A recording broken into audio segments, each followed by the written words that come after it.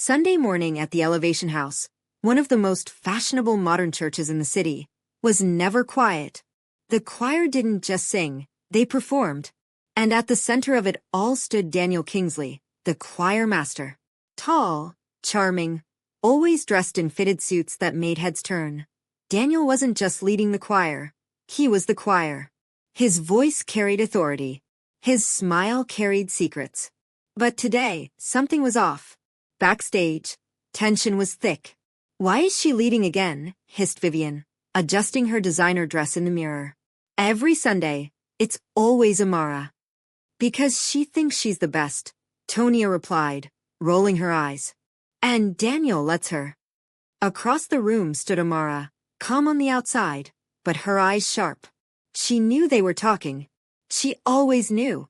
Because she wasn't just the lead soloist. She was Daniel's favorite. Or at least she thought she was. Choir rehearsal that evening turned into a battlefield. Again, Daniel shouted, clapping his hands. That harmony was flat. "Vivian, take the lead this time." The room went silent. Amara slowly turned her head. Vivian smiled, victory flashing in her eyes. "Oh, now you remember I can sing," she said, stepping forward confidently. The music started. Vivian's voice soared, powerful, emotional, and controlled. Even Daniel nodded. Amara's jaw tightened. When the song ended, the room burst into murmurs. "Wow! She actually did better." Amara dropped her mic slightly. That had never happened before. Never. And Daniel didn't say a word to defend her. After rehearsal, the real choir service began, the gossip. "I saw Daniel drop Amara last night," Tonia whispered to another chorister. "Drop? As in?" "Yes. At her house. Late." I thought he was with Vivian now." They both laughed quietly. Because the truth. Daniel wasn't just leading voices. He was leading hearts, carelessly.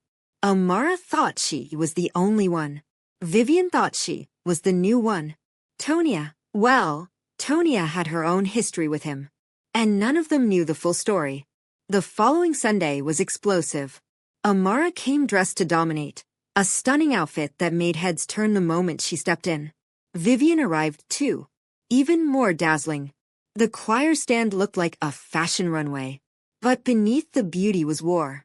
When it was time for the main ministration, Daniel hesitated. Then he said it. "Vivian will lead today." The air froze. Amara stepped forward. "Excuse me." "Vivian leads," Daniel repeated, firm. That was it. "So this is what it is now." Amara snapped. After everything? The microphones were still on. The congregation heard everything. Gasps filled the church. Vivian folded her arms. "If you have a problem, say it clearly." "Oh, I will," Amara shot back. "You think you're special? You're just the latest." The choir erupted. Voices shouting. Accusations flying. Daniel tried to intervene, but it was too late. Secrets were spilling. And the church was watching. By Monday morning, the entire church was talking. The videos had spread. The gossip had doubled. And Daniel, for the first time, he had lost control. The pastor summoned him. "What is happening in my choir?" the pastor asked quietly. Daniel had no answer. Because the truth was no longer hidden. The choir was no longer about worship. It had become a stage for jealousy, rivalry, desire, and pride. And now, everything was collapsing.